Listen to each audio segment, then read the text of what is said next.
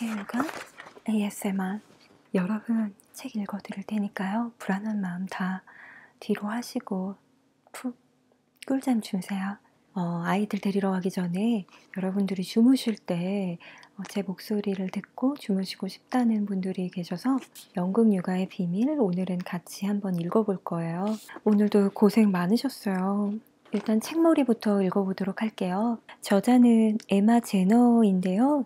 영국에서 태어나서 20년간 육아에 대해서 공부하고 아이들을 길러온 분입니다. 데브라 메싱 등의 헐리우드 배우와 셀럽들, 많은 분들이 자녀 육아를 맡기는 프로보모예요. 그래서 현대판 메리 포핀스로 불리는 분이라고 합니다. 2010년도에는 에마스 칠드런이라는 육아 컨설팅 서비스 회사를 설립해서 부모들에게 폭넓은 조언을 해주고 있습니다.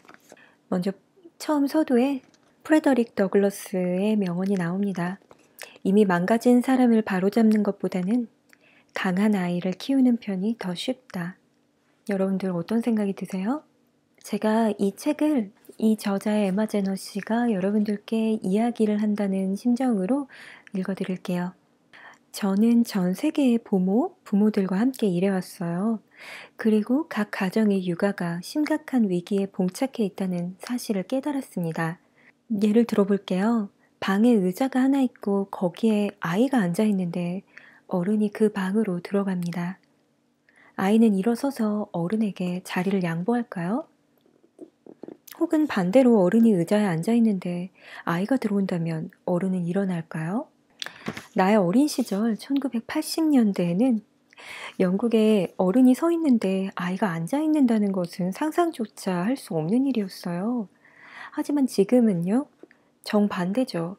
부모는 아이들을 편하게 해주거나 아이들이 칭얼거리는 소리를 듣지 않으려는데 너무나 집착한 나머지 스스로를 희생하고 맙니다. 여러분은 어떠세요? 정말 그런 것 같아요. 현대판 육아는 이런 쪽으로 좀 치우쳐 있지 않나 저도 생각해 봅니다.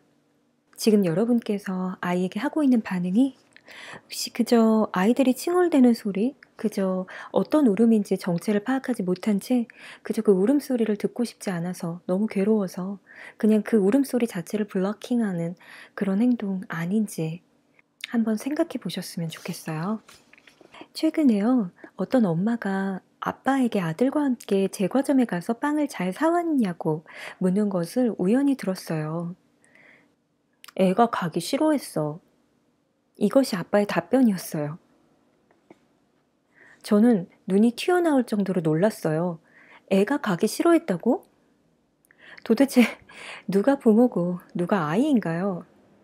만약 이 아빠가 본인의 말을 들을 수만 있었다면 아마 이 아빠도 깜짝 놀라서 이제는 아이에 대한 통제권을 되찾아야겠다는 깨달음을 얻었을지도 몰라요. 현대의 육아는 심각한 문제에 직면해 있고요. 이에 따른 해결책을 생각하기 전에 우선 우리가 어쩌다가 이런 상황에 처했는지를 이해해야 해요. 점차 커지고 있는 육아 위기의 주 원인으로는 4가지를 꼽을 수 있습니다. 첫 번째로 아이들에 대한 기대치가 낮아요. 아이들에 대한 기대치가 올림픽 장대 높이뛰기 경기에 등장하는 높은 가로대와 비슷하다고 상상해 보세요. 우리는 아이들이 그 가로대를 넘을 수 있기를 기대하죠. 지금의 부모 세대가 어렸을 때는 가로대가 가슴 높이에 있었고 어느 정도의 노력과 연습이 필요하긴 했지만 우리는 결국 넘어서는 데 성공했어요. 하지만 이 가로대가 조금씩 아래로 내려가기 시작했습니다. 해가 지날수록 아이들에 대한 기대치는 점점 낮아지고 있어요. 아이들이 무릎에 닿을까 말까한 가로대에 살짝 손가락만 올려놓아도 우리는 기뻐서 펄쩍 뛰어오릅니다. 그리고는 자랑스럽게 말하죠. 오늘 저녁에 대런이 나랑 같이 설거지를 했어. 얼마나 착한 아이인지 몰라. 이러한 기대치 하락은요, 일부 국가에서 보다 심각하게 나타나지만요. 미국의 심심한 애도를 표합니다. 하지만 사실 영국도 그다지 나을 것은 없어요. 이러한 지적을 피할 만한 국가나 문화권은 아직 보지 못했어요. 우리 한국도 비슷하지 않은가 생각해 봅니다. 저는요, 어린아이가 아빠의 머리카락을 잡아당기는 모습을 본 적이 있어요.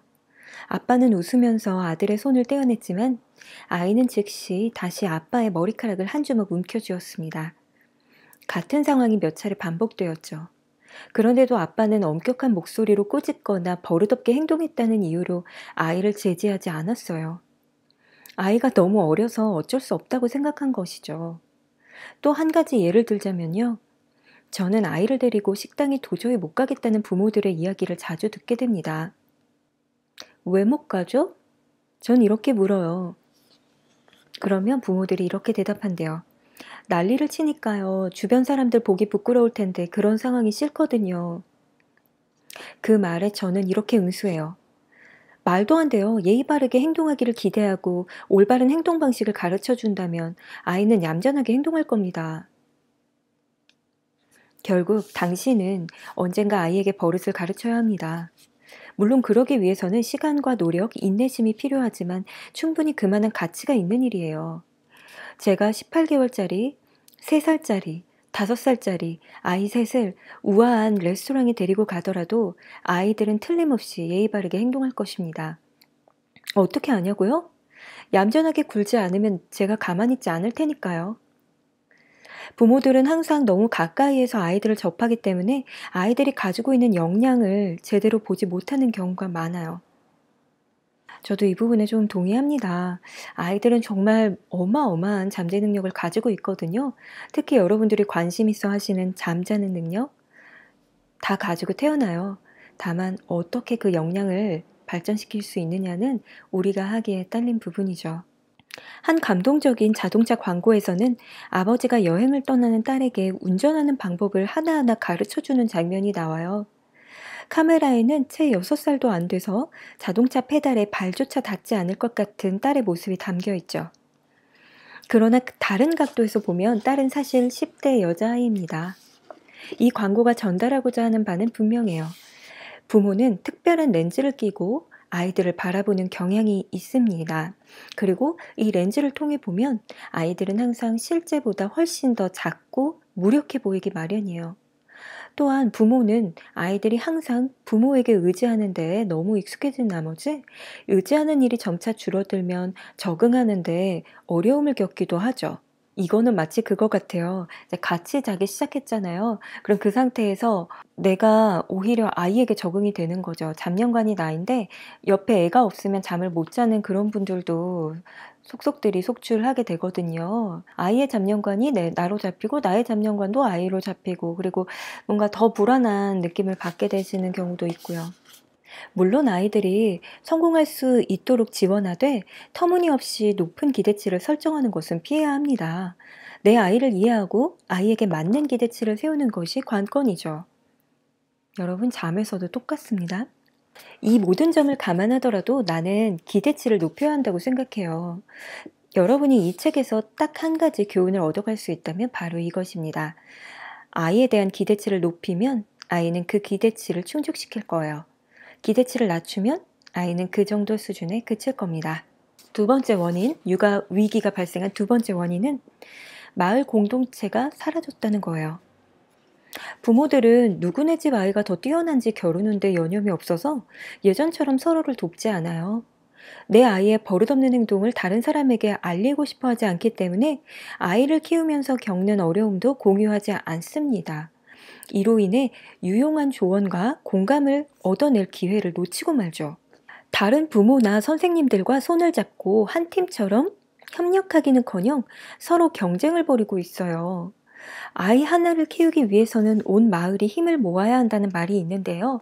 오늘날 우리는 그 마을을 잃어버리고 말았습니다. 우리 집에서는 엄마가 대부분의 육아를 맡았지만요. 할머니, 선생님, 동네 가게 주인, 부모님의 친구들까지 모두 어느 정도 역할을 담당했어요. 반면 미국에서는 모든 사람이 부모의 육아에 대해 훈수를 두죠. 저는 대다수 부모들이 공공장소에서 아이들을 따끔하게 훈육하지 못하는 이유가 누군가 자신을 평가할지도 모른다는 두려움 때문이라고 생각해요. 제 친구 애비는요, 아들이 다니는 어린이집에서 일어난 일에 대해 이야기해 주었는데요. 어린이집 선생님들은 애비의 아들이 요구르트를 여기저기 온통 묻혀놓는 바람에 제대로 먹이지 못해 애를 먹이고 있었거든요. 애비는 이렇게 응수했습니다. 알겠습니다. 제가 어떻게 해야 되죠? 버릇을 고쳐놓도록 할게요. 어린이집 선생님들은 애비가 아이의 잘못을 그토록 선뜻 수긍한다는 점에 놀랐어요. 애비는 훗날 대다수의 부모들이 아이에 관한 어떠한 비판도 받아들이지 않는다는 사실을 알게 되었어요. 반면 제가 아주 어렸을 때 가게에서 몇 센트짜리 사탕을 몰래 집어오자 저의 엄마는요, 저를 다시 가게로 데려가서 주인에게 사과하라고 시켰어요. 만약 오늘날의 미국이나 영국에서 그런 일이 일어났다면 부모는 아이를 꾸짖을지 모르지만 아마도 너무나 수치스러운 나머지 아이가 잘못을 저질렀다는 사실을 시인하지 않을 가능성이 높아요. 저희 엄마도 당연히 창피했겠지만요, 저에게 교훈을 주는 것은 부끄러움을 무릅쓸 만한 가치가 있다고 생각하셨던 거죠. 주변의 지원과 지역사회의 도움이 없는 상황에서 오늘날의 부모들은 마을 공동체 전체가 담당해야 할 마땅한 육아라는 일을 자신들만의 힘으로 감당해내기 위해 노력하게 되었어요. 육아 위기의 원인 세 번째. 지나치게 자주 지름길을 이용하고 있습니다. 현재 우리가 직면한 세 번째 문제는요, 많은 부모님들이 아이들에게 지나치게 시달린 나머지 틈날 때마다 손쉬운 방법을 택한다는 점이에요. 정신없이 빠르게 돌아가는 세상에서 지름길이 존재한다는 것 자체는 다행스러운 일이죠. 하지만 어디까지나 신중하게 사용해야 합니다. 제가 가장 반대하는 것은 과도한 게임과 TV 시청입니다. 여러분들 요즘 아이들이 전자기기에 지나치게 빠져 있다는 사실을 모두 수긍하실 거예요. 많은 전문가들은 기술의 부작용을 논할 때 아이들의 주의력 결핍 문제를 지적하면서 저 역시도 이 견해에 동의하고 있어요. 미디어에 중독되면 이 외에도 수많은 측면에서 문제가 발생해요. 여러 가지 부정적인 영향 중에서도 특히 아이들의 수면과 일과, 그리고 올바른 행동 방식을 배우는 속도에 심각한 문제가 생기게 됩니다. 예를 들어서 딸아이를 데리고 베이비 샤워에 참석했다고 가정해 볼게요. 아이가 버릇없게 행동하기 시작하면 낯선 환경에서 어떻게 행동해야 하는지 가르치는 번거로움을 무릅쓰기보다는 그냥 가져온 아이패드를 쥐어주고 말죠. 예의 바른 행동을 가르치기보다는 잘못된 행동을 무시하고 아이에게 져주는 편이 훨씬 쉬워요. 잠에서도 마찬가지거든요, 여러분들. 정말 그래요. 정말 쉬운 길이에요, 오히려. 올바른 잠 습관 교육하는 거 쉽지 않아요. 그냥 아이에게 져주고 아이의 잘못된 행동을 무시하는 게 훨씬 쉽죠. 그러나 우리는요, 쉬운 길을 거부하고 보다 장기적인 관점에서 생각해 봐야 해요. 또 하나의 지름길은요, 음식하고 관련되어 있습니다. 여러분도 한 장소에서 볼일을 보고 다음 장소로 이동할 때 차 안에서 음식을 먹는 경우가 있을 거예요. 그렇게 간단하게 먹을 수 있는 음식이 있다는 것 자체는 물론 굉장히 좋은 일이지만 이 지름길을 택할 경우 저녁 식탁에서 아이들과 소중한 시간을 보내거나 올바른 식사 습관 및 식탁 예절의 본보기를 보여줄 기회를 잃어버리게 되는 거죠. 저도 정말 먹거리에 관심이 워낙 많다 보니까요. 건강한 음식을 아이에게 제공해주고 올바른 식습관을 알려준다는 것, 이것도 정말 부모님들의 엄청난 노력이 뒤따르는 것 같습니다. 우리는 지름길을 되도록이면 멀리 해봐요. 아이가 몇 시간이나 텔레비전을 보도록 내버려 두는 것처럼 누가 봐도 명확한 지름길도 있습니다. 하지만 1살짜리 아이가 가볍게 엉덩방아를 찧었을 때 혼자 일어나도록 지켜봐 주지 않고 바쁘다거나 아이가 울음을 터뜨리는 것이 싫어서겠죠? 그저 바로 일으켜 주는 것처럼 단순한 처치도 지름길에 해당합니다. 마찬가지로 여러분들이 잠 습관을 알려줄 때도 잠을 잘 수 있는 능력은 누구나 가지고 있는데요. 그거를 지켜봐 주지 못하고 옆에서 평온한 기운으로 격려해 주지 못한 채 그저 이렇게 넘어졌을 때 혼자 일어나도록 지켜봐 주는 것이 아니라 그저 막바로 아이가 울음을 터뜨리는 것이 싫어서 바로 일으켜 주는 것처럼 단순한 처치, 이것도 지름길에 해당되는 것이죠. 일시적인 해결책일 뿐이에요. 여러분들이 일시적인 해결책을 선택하면 단기적으로는 시간이 절약되고 상황이 악화되는 것을 막을 수 있겠지만요. 장기적으로 보면 훨씬 더 힘들어집니다. 이 상황에 에너지 방정식을 적용해 보세요. 여러분은 유치원생 아이가 언젠가 자기 방을 스스로 청소할 수 있게 되기를 바랍니다. 방을 치우도록 아이를 구슬리려면 20분의 시간과 10단위의 에너지가 필요하지만요. 당신이 직접 방을 치우면 시간과 에너지는 그 절반밖에 들지 않아요. 당연한 일이죠. 그러나 그렇게 되면 다음날 똑같은 에너지를 소비해야 되고요. 그 다음날도 마찬가지예요. 방을 청소해주는 대신 시간과 에너지를 조금만 더 투자해서 아이가 스스로 방을 치울 수 있도록 도와준다면 언젠가는 여러분이 완전히 손을 뗄 수 있게 되겠죠.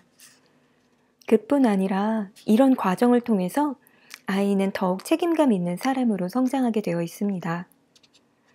만약 여러분이 가정을 기업체처럼 운영한다면 어느 쪽이 더 이득인지 너무나 명확하기 때문에요. 절대 아이를 위해 방을 청소해주지 않을 거예요. 집안일에 수학까지 동원하긴 했지만 특히 에너지가 바닥난 상태에서 그 10단위의 에너지를 끌어모아야 할 경우 이 방정식을 생각해 보신다면 많은 도움이 될 거랍니다. 육아 위기의 문제점, 원인, 네 번째, 육아의 균형 감각을 잃어버렸다. 네 번째이자 마지막 문제점은요, 오늘날 부모들이 올바른 육아에 대한 상식을 갖추지 못했다는 점입니다. 우리는 육아에 대해 지나치게 많은 생각을 하는 경향이 있고요. 수많은 전문가들과 새로운 육아법, 약물이 등장하는 상황에서 육아에 대한 기본적인 상식이 무엇인지조차 파악하기 힘들어졌어요. 부모들은 빠른 해결책을 원하죠.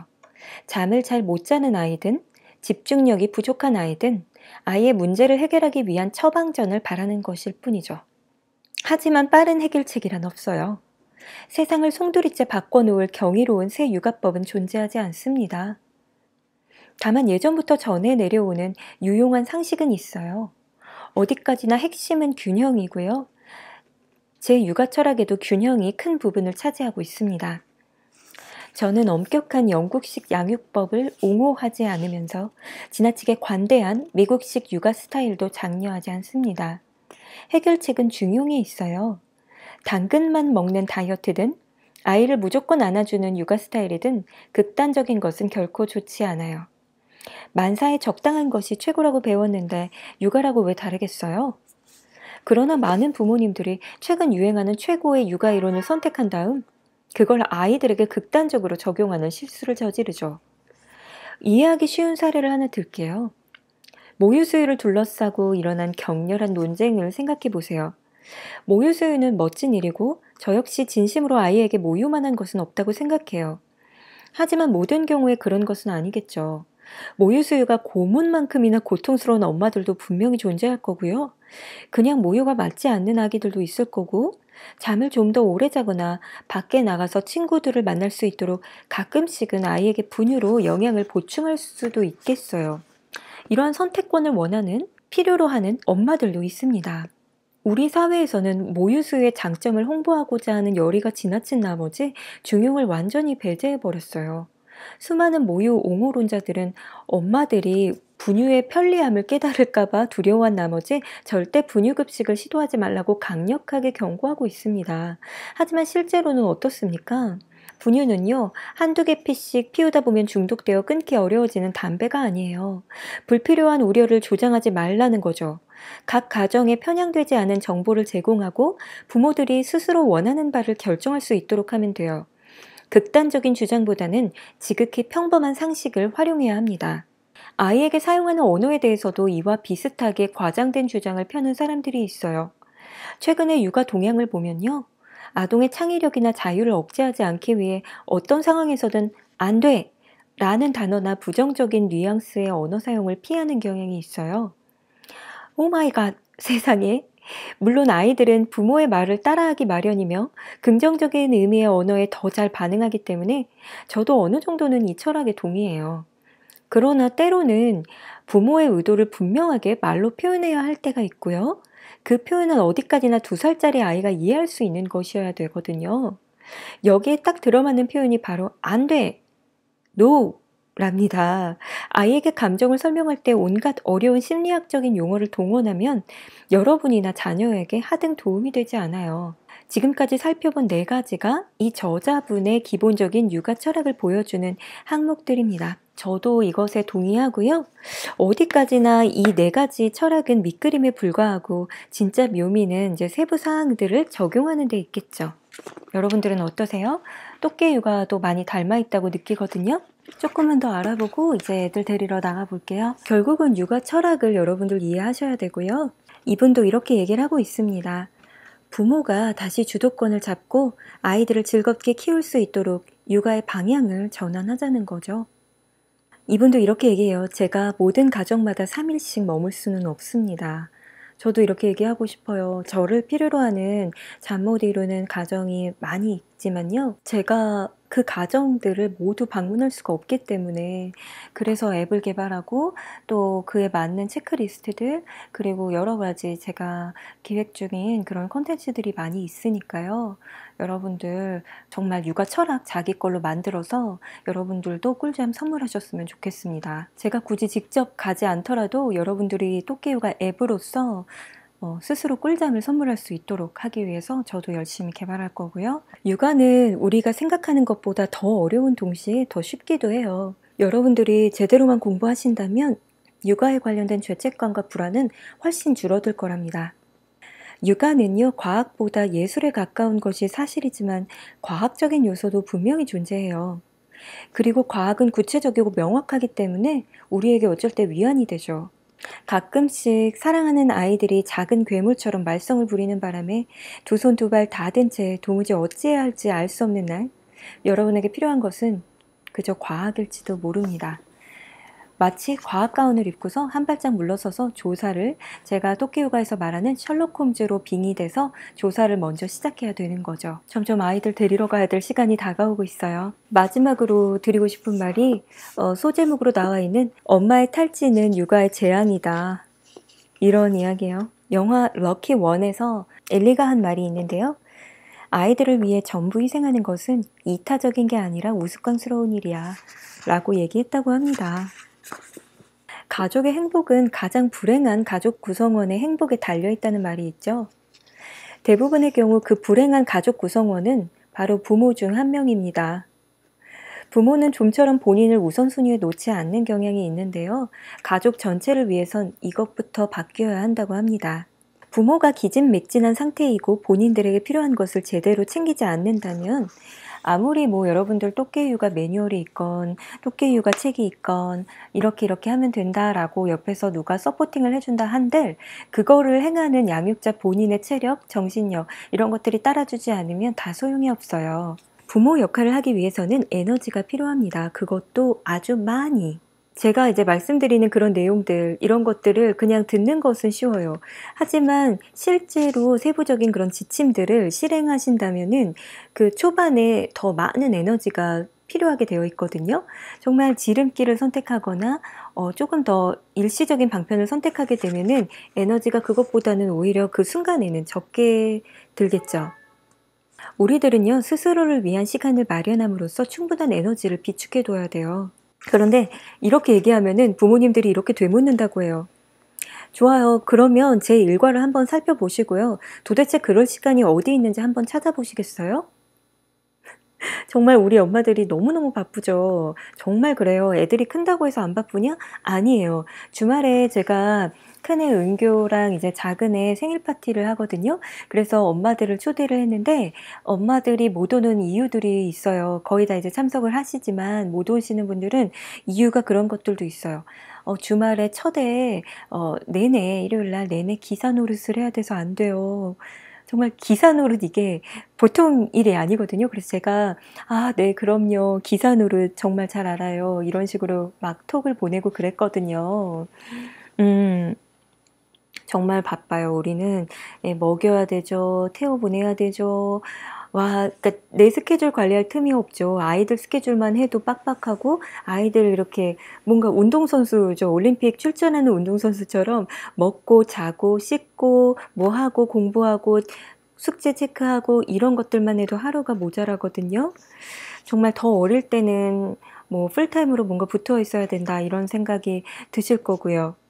심지어 상당수 부모님들은 스스로를 돌보는 것 자체를 부담이라고 느끼며 안 그래도 바쁜데 해야 할 일 하나를 더 얹어놓는다고 생각할지도 모르겠어요. 그치만 꼭 자기만을 위한 시간은 확보해야 된다고 합니다. 그것에 대해서 몇 가지 이유를 들어서 설명하고 있어요. 이거는 제가 다음번에 지금 아이들을 데리러 가야 되기 때문에 다음번에 같이 알아보도록 할게요. 여러분들 도움이 되시면 좋아요와 구독 버튼 눌러주시고요. 주무실 때 아기 낳고 나서 불면증 걸리신 분들 꽤 많은 걸로 알고 있어요. 저도 은교 낳고 되게 잠이 안 올 때가 많았고 되게 여러 가지 잡생각이 굉장히 많아지고요. 또 아기 낳으면 우리가 부모가 되면 피할 수 없는 것이 바로 이 죄의식이죠. 죄책감.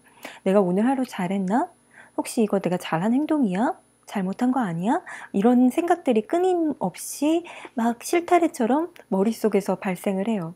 또 4시간 딱 확보되면은 자기가 아깝고 그러다 보면 새벽 4시 되어 있고 이런 경험들 저도 있거든요.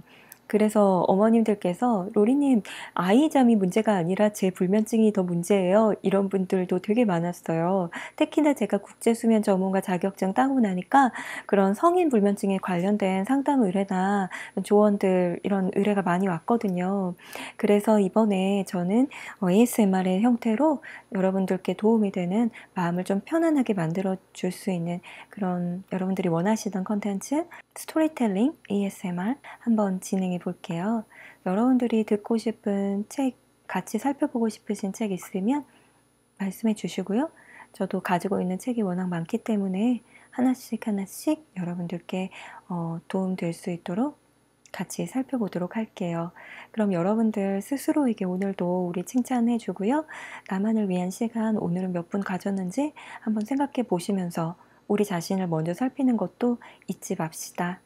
오늘도 여러분들 꿀잠 주무세요. 사랑해요. 애들 데리고 올게요.